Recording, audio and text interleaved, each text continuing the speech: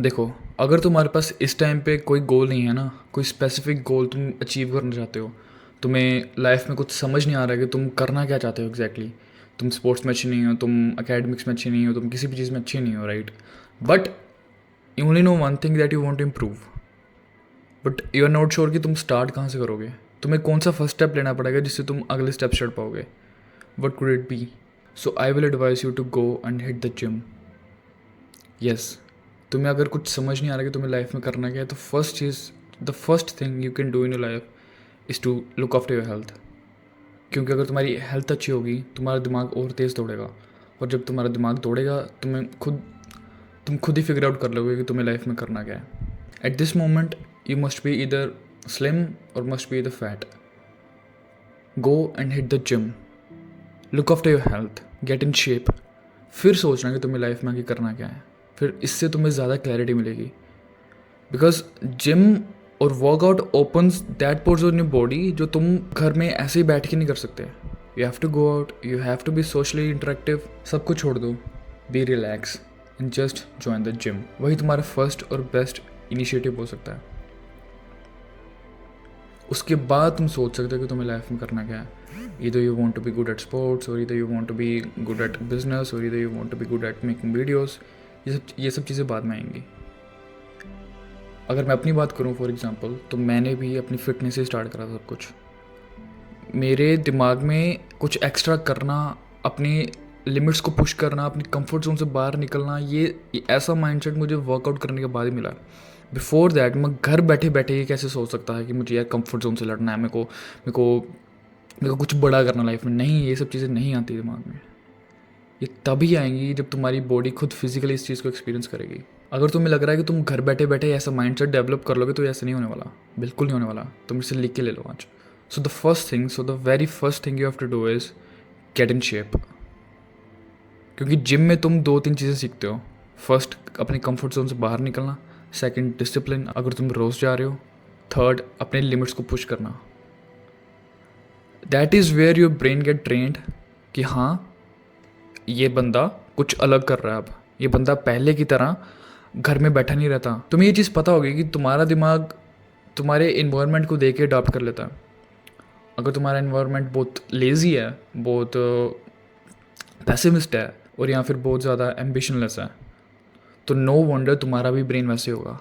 But where as अगर तुम एक ऐसी इन्वायरमेंट में जाते हो जो बहुत ऑप्टिमिस्टिक है, जो डेली वर्कआउट करते हैं, जो अपने बिजनेसेस बनाते हैं, जो गोल्स डेवलप करते हैं, तो तुम्हारा दिमाग भी ऑटोमेटिकली उनकी तरह अडॉप्ट कर लेगा। So it is an absolute bullshit when you से कि तुम घर बैठे बैठे वैसा माइंडसेट बना पाओगे। तुम्हारा ब्रेन अवेयर ही तब होगा पेन से जब उसको पेन मिलेगा। घर बैठे बैठे तुम्हें कौन सा पेन मिल रहा है? ज़ीरो। 24/7 तुम्हारे आसपास सिर्फ एंटरटेनमेंट है, और वैसे तुम्हारा ब्रेन उस चीज़ को अडॉप्ट कर लेता है। क्योंकि नॉट ओनली जिम और यहाँ कैलिस्थेनिक्स और यहाँ वर्कआउट एज इन जनरल तुम्हें फिजिकली शेप में लेके आएगा, बट ऑल्सो तुम्हारे माइंडसेट पे भी वर्क करेगा, तुम्हें रिजिलियंट बनाएगा, तुम्हें और ज़्यादा पेन एंड्योर करने की कैपेबिलिटी देगा, तुम्हें एक स्टोइक आदमी बनाएगा।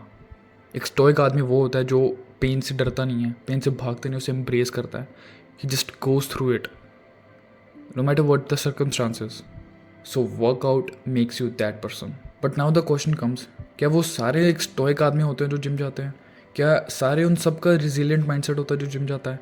क्योंकि जिम तो आजकल सारे जा रहे हैं, राइट? बट स्टिल वो अपनी लाइफ में कुछ कर नहीं पाते। सो वाई एम आई सेइंग कि तुम्हें वर्कआउट करना पड़ेगा अपने गोल्स को क्लियर करने के लिए। सो सी, द मेन डिफरेंस इज उन लोगों का उस चीज़ के बाद कोई गोल होता ही नहीं है, क्योंकि उन लोगों का फिटनेस का कोई गोल रहता नहीं है।